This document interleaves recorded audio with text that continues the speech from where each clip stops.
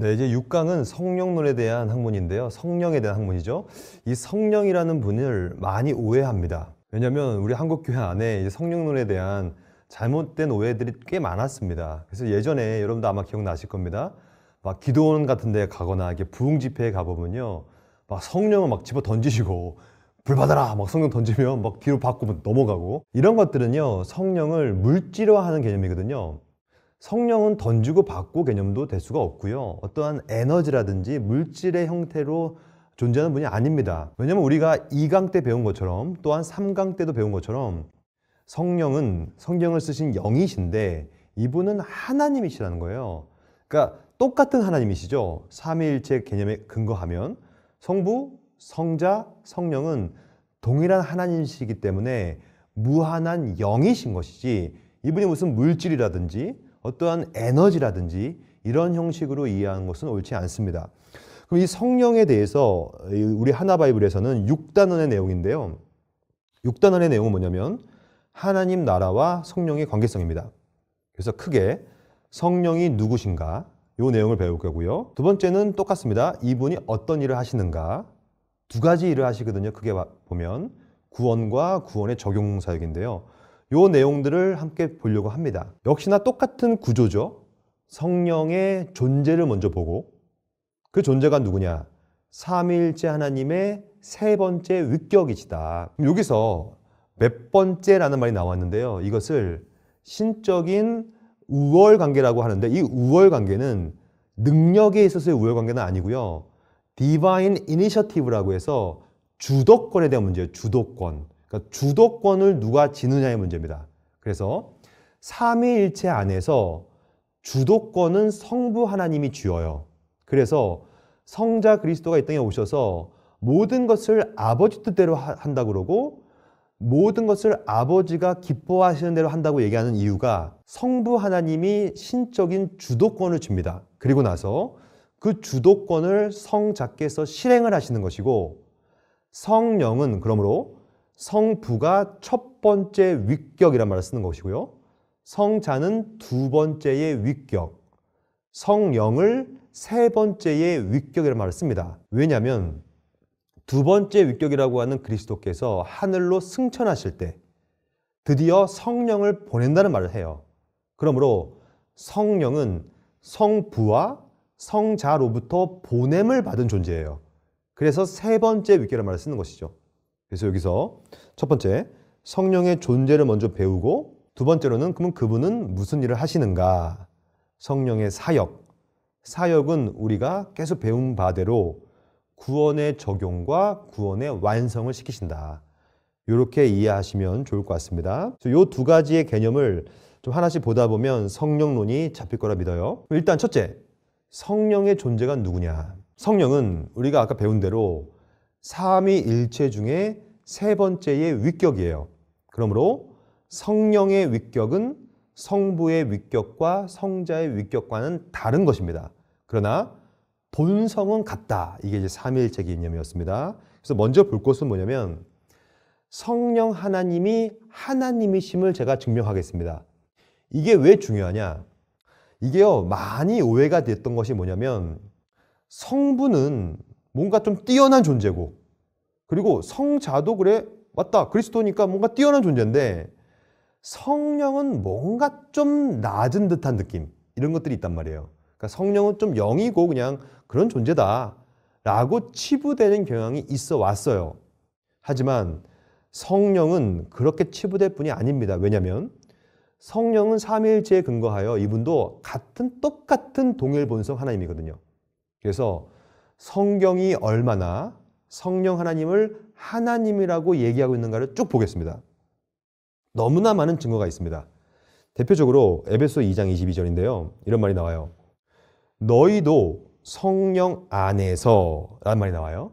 그러니까 성령 안에서라는 말이 나오면서 뭐라고 하냐면 하나님이 거하실 처소가 되라라는 말이 나와요. 이 말은 성령 안에서 하나님이 거하실 처소라는 얘기는 성령이 곧 하나님이라는 뜻이에요. 그러니까 성령 안에서 하나님이 거하시려면 성령이 곧 하나님이시니 거기 안에 거하는 것이죠. 그러니까 이 개념은 성령이 곧 하나님이라는 사실을 증거하고 있는 본문이죠. 우리가 지금 이 강의를 통하여서 장 칼뱅도 배웠고요. 헤르만 바빙크도 배웠고요. 이제는 성령에 대해서는 R.C. 스프롤이라는 분이 있어요. 스프롤이라는 신학자의 글을 좀 보면서 보려고 합니다. 좋은 책 하나 썼어요. 그게 뭐냐면 스프롤이 썼던 성령이라는 책이 있는데요. 이 책을 보니까 이런 말이 나와요. 성경 전체에 걸쳐서 성령은 하나님께 위임받은 대표자로 묘사될 뿐만이 아니라, 그 다음에 중요하죠. 하나님과 성령을 동일시하고 있다. 그래서 여러분들 꼭 이것을 가르쳐 주세요. 즉 성부 하나님만 하나님이 아니고 그리스도만 하나님이 아니라 성령도 하나님이시다. 똑같은 하나님이시다. 사도행전에 보면요, 이런 말이 나오지 않습니까? 유명한 본문이죠. 아나니아 삽비라가 죽은 본문이지 않습니까? 사도행전 5장. 여기 보면요, 아주 좋은 말이 나와요. 베드로가 이르되 아나니아야, 어찌하여 사탄이 네 마음에 가득하여 네가 성령을 속이고 땅값 얼마를 감췄냐. 거기서 뭐라고 하냐면 이것은 사람에게 거짓말한 것이 아니요 하나님께 거짓말한 것이다. 여기서 무슨 말입니까? 네가 지금 성령을 속였는데 그 성령을 속였다는 것은 하나님을 속인 것이다. 즉 성령과 하나님을 등치시키고 있는 것입니다. 그러니까 성경은요, 너무나 많은 구절 속에서 하나님과 성령을 같이 동일시하고 있는 것이거든요. 왜냐하면 동일 본성이기 때문에 그렇습니다. 그럼 여기서 성령이 하나님이시라면 그분도 하나님과 똑같은 속성이 있어야 되지 않겠습니까? 지금부터는 성령이 갖고 있는 속성을 배우려고 합니다. 속성은 뭐냐면 다른 말로 하면 성품, 또 다른 말로 하면 성격이라고 볼 수 있어요. 그러면 이 속성에 대해서는요, 신학에서는 크게 두 가지를 사용합니다. 이거는 기초적인 내용인데 한번 들어보세요. 속성은 뭐가 있냐면 공유적 속성이 있고 비공유적 속성이 있어요. 이 말은 뭐냐면 하나님과 인간 사이에 서로 같은 공유되고 있는 속성이 있다. 이것을 공유적 속성, 대표적으로 지혜, 거룩, 의로움, 사랑. 쉽게 말하면 하나님도 사랑이시고 여러분과 저도 사랑이 있잖아요. 그러니까 이것은 사랑은 같이 갖고 있기 때문에 공유적 속성이죠. 근데 비공유는 뭐냐면 하나님만 갖고 있는 거예요. 우리는 없어요. 어떠한 인간도 갖고 있지 않습니다. 대표적으로 자존성, 여기 나와 있습니다. 독립성, 불변성, 무한성, 영원성, 편재성, 통일, 단순, 전지, 전능. 이거는 하나님만 갖고 있어요. 그 어떠한 인간도 이런 비공유적 속성을 갖고 있지 않습니다. 그렇다면 만약에 성령이 하나님이라면 성령은 어떠한 속성을 갖고 있어야 됩니까? 맞아요. 성령이 진짜 하나님이라면 이분도 비공유적 속성을 갖고 있어야 됩니다. 근데 성경은요, 너무나 많이 성령 하나님도 비공유적 속성을 갖고 있다는 말을 계속합니다. 스프롤이 이렇게 말하죠. 성령도 전지하시다. 성령도 편지하시고 성령도 영원하시다. 하나님의 영이 존재하지 않았을 때는 없었다. 심지어 성령은 전능하기도 하시다. 이게 뭐냐면 성령도 진짜 하나님이시다는 얘기를 하고 있는 것이죠. 그러면 이거에 대한 성령의 증거를 보겠습니다. 성경은요, 너무나 많이 성령도 비공유적 속성을 갖고 있는 참 하나님이라는 얘기를 계속하고 있거든요. 대표적으로 고린도전서 2장 10절 말씀인데요. 제가 읽어볼게요. 성령은 모든 것, 곧 하나님의 깊은 것까지도 통달하시느니라. 야, 어떻게 성령은 하나님의 깊은 것까지 통달할까요? 그러면 여기서 하나님의 깊은 것이 뭘까요? 우리가 3강 때 배웠던 실론을 한번 여러분들이 복습해 보시면 알 수 있을 겁니다. 이 하나님의 깊은 것이란 건 뭐냐면 하나님의 내적 사역을 말하는 것이죠. 하나님의 예정과 작정을 뜻하죠. 그러니까 성령은 하나님의 내적 사역까지도 통달해 버린다. 왜 통달할 수 있을까요? 왜냐하면 성령이 하나님이시니까 통달하는 것이죠. 그래서 이 다음 구절에 보면요, 사람의 일을 사람의 속에 있는 영 외에 누가 알리요? 이와 같이 하나님의 일도 하나님의 영 외에는 아무도 알지 못하느니라. 이 본문은 뭐라고 말하고 있습니까? 성령이 전지하시고 이분도 모든 걸 아시며 이분도 하나님이시기 때문에 하나님의 깊은 것까지도 통달한다. 이 통달이 뭐냐면 아주 그냥 모든 것을 구석구석 안다는 뜻이거든요. 그럼 여러분 생각해 보십시오. 이 그림을 보십시오.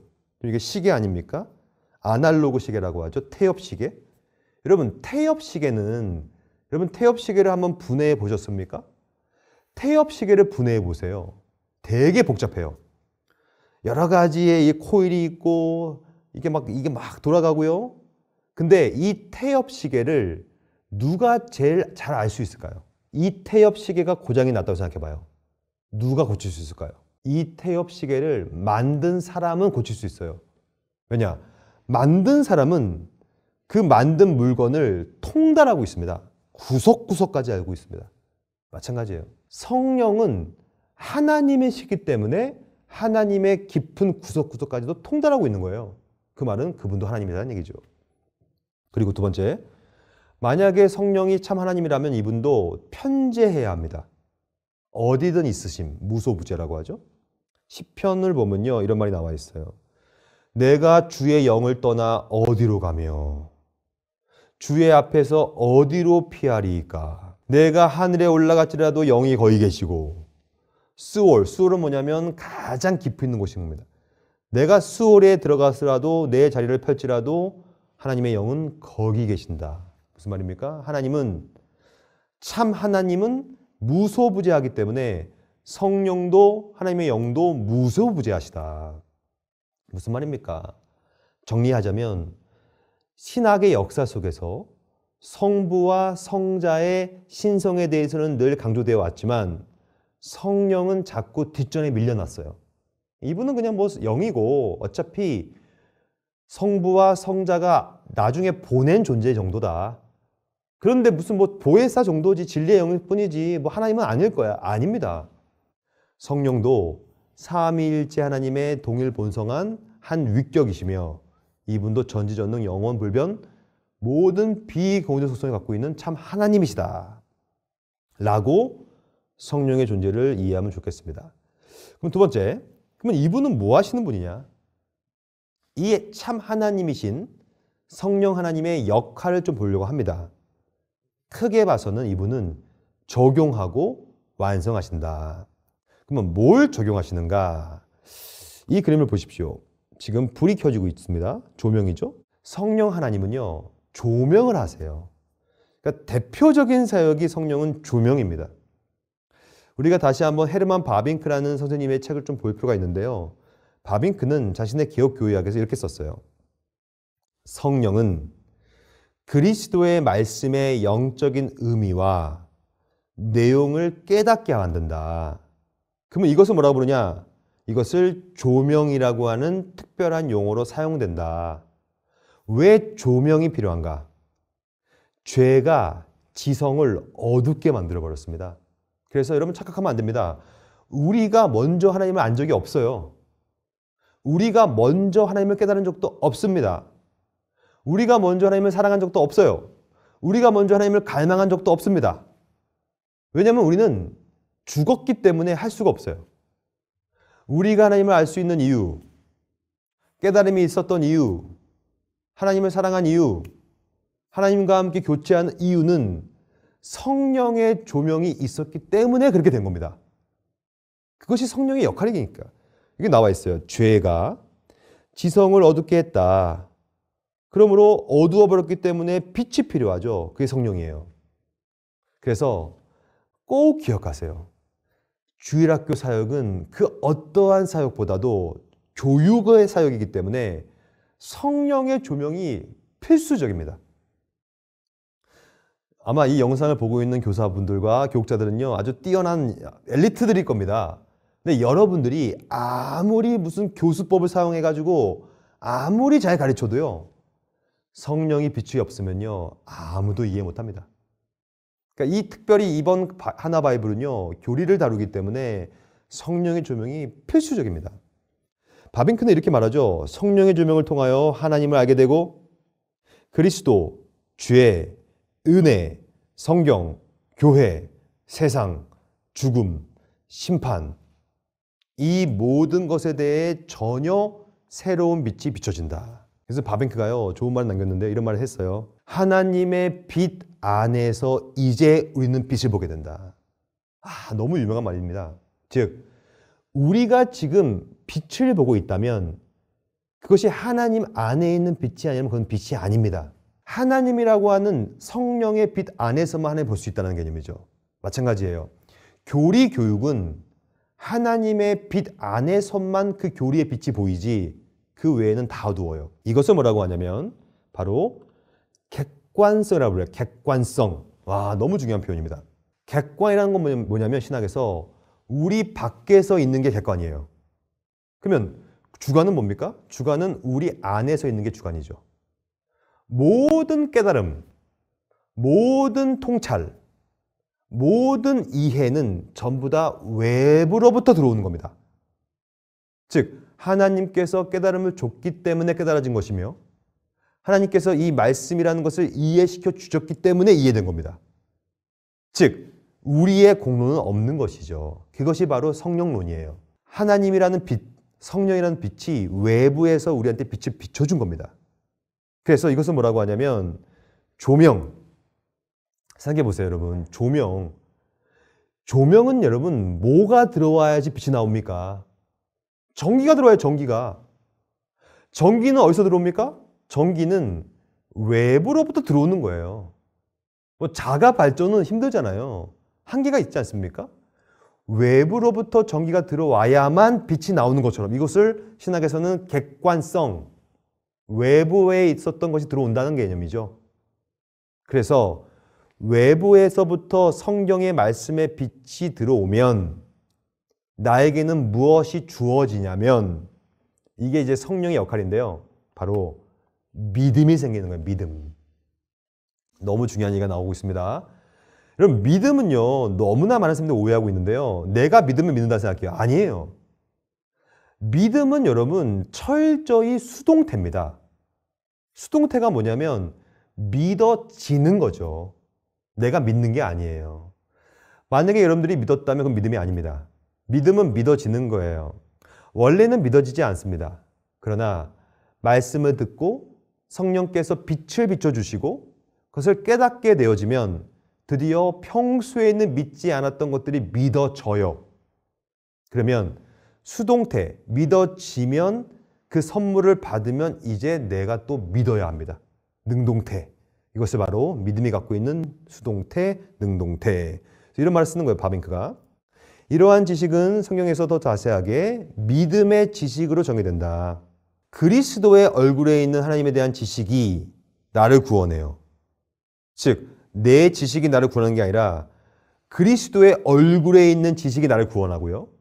그것이 나를 의롭게 하고요. 나한테 죄의 용서를 주고요. 나에게 생명을 준다. 그래서 바벤크가 유명한 말을 했는데요. 이 문장도 유명한 문장입니다.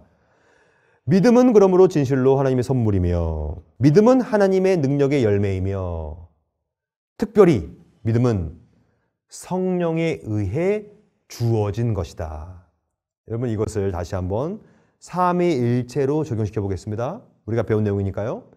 삼위일체에 의하면 성부께서 우리에게 믿음을 줄 거라는 사실을 뜻을 품어요. 그것을 작정하심. 그러면 그 믿음을 주기 위하여 그리스도께서 이 땅에 내려오십니다. 중보자 되심, 신성과 인성 다 배운 내용이죠. 그가 실행을 하시죠. 그럼 그 실행의 유익을 성령께서 조명을 통하여 우리에게 빛으로 선물을 주시는 게 믿음이에요. 그러니까 믿음은 특별히 성령께서 주시는 선물이죠. 그 믿음을 갖게 되면 드디어 구원이라는 서정, 구원이라는 여정으로 들어가게 되는 것이죠. 이 구원의 서정은 이렇게 좀 정리할 수 있습니다.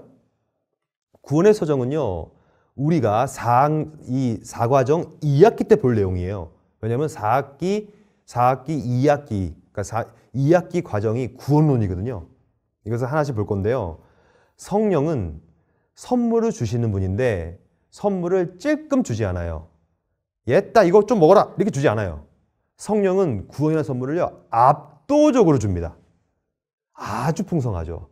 그 구원의 압도적인 선물을 뭐라고 부르냐? 때로는 부르심, 때로는 거듭남, 때로는 회심, 믿음, 회개, 칭의, 양자, 성화, 견인, 그리고 마지막 영화까지. 이렇게 다양한 선물을 그냥 압도적으로 줘버립니다. 그리고 우리가 이 선물을 받으면 어떻게 되는가? 선물은 받는 겁니다. 하지만 받고 나서는 이 선물의 포장지는 내가 뜯어야 돼요. 선물은 공짜입니다. 구원은 받는 거예요. 하지만 이제 이 구원은 내가 누려야 합니다. 포장지를 뜯고, 그는 여러분들의 역할과 책임. 뜯으면요, 거기 안에 박스가 나올 겁니다. 박스도 내가 열어야 돼요. 그리고 그 박스를 열면 아름다운 구원의 선물이 거기 있겠죠. 그 구원의 선물을 내가 또 누려야 합니다. 죄와 싸워야 합니다. 내 역할을 다해야 합니다. 이것이 구원이 갖고 있는 수동태성과 능동태성이다. 성령은 무조건적으로 역사하십니다. 그것을 무조건적인 은혜라고 불러요. 하지만 무조건적인 은혜를 받으면 그 은혜가 감사하여서 이제 내가 뭔가를 해야 돼요. 하지 않으면 뭐라고 합니까? 무화과 나무에 열매가 없네. 찍어서 불에 던져라. 열매가 없네. 못된 나무구만. 나무의 열매로 너를 알리라. 행함이 없네. 아이고, 죽은 믿음이었구만. 이게 다 무슨 말입니까? 믿음이 갖고 있는 능동태성과 수동태성을 말하고 있는 겁니다. 믿음은 선물이에요. 성령이 주십니다. 하지만 그 믿음을 교회 안에서 연합 가운데서 계속 누리는 것, 이게 구원받은 사람의 특성입니다. 그래서 마지막으로 이 성령에 대한 내용을 어떻게 가르쳐야 될 것인가? 성령은 여러분 그러므로 능력의 근원이에요. 모든 것의 시작이죠. 그래서 왜냐하면 성부의 시작과 성자의 실행을 성령께서 적용해야 내 것이 되기 때문에 그래요. 그러니까 성령의 역사가 있어야 내 것이 됩니다. 그래서 성령은 생명이 있는 영이에요. 생명의 영. 그래서 여러분 우리가 처음에 아담과 하와를 아담을 이렇게 흙으로 만들잖아요. 뭘 집어넣습니까? 생기. 불잖아요. 이 생기를 뭐라고 번역할 수 있냐면 하나님의 숨, 하나님의 영이 들어가는 거예요. 그것이 그래서 생영이 된지라. 그러니까 성령은 생명력 있는 영이거든요. 호흡이에요. 호흡. 이 그래픽을 보십시오. 씨를 뿌리면 생명이 있으면 자라요. 저는 여러분들이 중학교 학생들한테 이 얘기를 꼭 했으면 좋겠어요. 만약에 초등부라면 유년부 때를 한번 상기시켜 주세요. 만약에 청소년부서라면 초등부 때를 상기시켜 주세요. 대학부라면 고등학교 때를, 작년이라면 청년 때를. 그래서 이렇게 물어봐야 됩니다. 너는 5년 전과 지금이 뭐가 달라? 성장이 한 게 있니? 여러분 생각해 봐요. 저희 집안에 거실에 조화가 많아요. 조화, 죽어있는 그냥 가짜 꽃이죠. 근데 이 조화는 10년째 저희 거실 앞에 있습니다. 근데 10년이 됐는데 안 자라요. 왜냐? 죽었기 때문에. 근데요, 조화 옆에 작은 꽃도 있어요. 살아있는 생화예요. 애는요, 정말로 천천히 자랍니다. 근데 조화는 자라지 않는데 생화는 자라요. 왜냐? 생명이 있으니까. 이것이 성령론이에요. 성령이 있다면요, 반드시 자랍니다. 왜냐? 이 꽃을 보십시오. 활짝 피죠? 이 활짝 피는 이유는 생명이 있기 때문에 그렇습니다. 이 딸기를 보십시오. 점점 성숙해서 아름다운 딸기로 바뀌죠? 이게 다 왜 그러냐면 생명이 있기 때문에 그래요. 성령이 존재하는, 그러니까 성령의 임재 가운데 있는 사람은요, 이게 생명력이 있거든요. 시편에 보면요, 이런 말이 나와요. 이것들은 다 주께서 때려따라 먹을 것을 주시기를 바라나이다. 주께서 주신즉 그들이 받으며 주께서 손을 펴신즉 그들이 좋은 것으로 만족하다가 주께서 낯을 숨기신즉 그들이 떨고. 나오죠 이제. 주께서 그들의 호흡을 거두면 그들은 죽어 먼지로 돌아가나이다. 호흡이 나왔습니다. 호흡. 생명, 성령은 호흡이에요. 호흡. 이 성령이 우리와 함께하면요, 이제 우리는 호흡하게 됩니다. 성장하게 되는 것이죠. 이사야서에 보면 이런 말이 나옵니다. 마침내 위에서부터 영을 우리에게 부어준다. 부어주면 광야가 아름다운 밭이 됩니다. 그리고 아름다운 밭은 숲이 됩니다. 이게 성령의 역할이에요. 그래서 스프로울이 이렇게 말합니다. 성령 그러므로 생명의 능력이다. 신약에서 능력은 늘 성령과 밀접하게 연결되어 있다. 왜냐하면 생명력이 있으니까. 성령의 능력을 말할 때는 늘 그래서 헬라어 두나미스가 사용돼요. 두나미스는 뭐냐면 능력이에요. 그래서 두나미스에서 뭐가 나오냐면 다이너마이트가 나와요. 다이너마이트는 퐁 터지는 겁니다. 왜냐? 생명이 있거든요. 그래서 여러분, 생명력 있는 것은 성령의 역할이고 내 안에 성령이 내주한다면 내 삶에는 성장이 있고요. 생명이 있고요. 왜냐하면 생명은 어디서부터 오는가? 성령이 쓰신 성경이라고 하는 진리로부터 옵니다. 왜냐? 진리는 양식이거든요. 여러분, 교리를 먹지 않으면요, 죽는 겁니다. 말씀을 먹지 않으면, 영의 양식을 먹지 않으면 생명력이 없어지는 것이죠. 죽는 거예요. 그만큼 교리 공부는 생명력이 있는 성령의 조명과 함께 해야 된다는 말씀을 제가 강력히 지금 드리고 있는 것이죠. 그래서 이 내용을 정리하겠습니다. 우리가 1강부터 6강까지 좀 쭉 진행되고 있는데요. 이것은 꼭 기억하십시오. 유기적 연결이다. 그래서 한번 유기적 연결을 쭉 사슬을 이어보고 마침표를 찍겠습니다. 먼저 성경. 성경은 곧 교리고 교리는 성경의 요약이다. 성경을 읽으면 하나님이 드러난다. 창조주를 창조주의 위치에 놔드려야 된다. 창조주를 창조주의 위치에 놓아드리지 않는 것을 죄라고 하죠. 그래서 인간이 죄를 저버리죠. 죄를 깊게 짓고 비참하게 짓기 때문에 이제 그리스도가 필요하다. 기독론이었습니다. 중보자 그리스도. 그분을 통과할 때 드디어 구원을 받게 되는데 그 구원은 성령께서 주신 것이다. 성령께서 구원을 주신다면 이제 우리는 이 구원을 받은 자답게 생명력 있게 살아내야 된다. 이 유기적 상관관계를 잘 염두하신 채 가르쳐 주시고요. 더 중요한 것은 야고보 선지자가 말한 것처럼 아무나 선생되지 말라. 이런 말이 있어요. 왜냐? 이렇게 우리가 가르치는 사람으로서 이제 우리가 더 성령 충만해야 되겠습니다. 우리가 더 성령 충만하고 생명력을 가진 상태로 양식을 충만히 먹은 상태에서 가르치지 않고서는 그 누구도 우리를 따라오지 않을 겁니다. 그래서 그 내용을 마지막으로는 전인으로 체득해서 이 1강부터 6강까지의 내용을 계속 복습하시면서 생명을 담아내서 그 생명을 가르쳐 주시는 귀한 교사와 교육자 되기를 소망합니다. 여러분 수고 많으셨습니다. 승리하시길 빕니다. 감사합니다.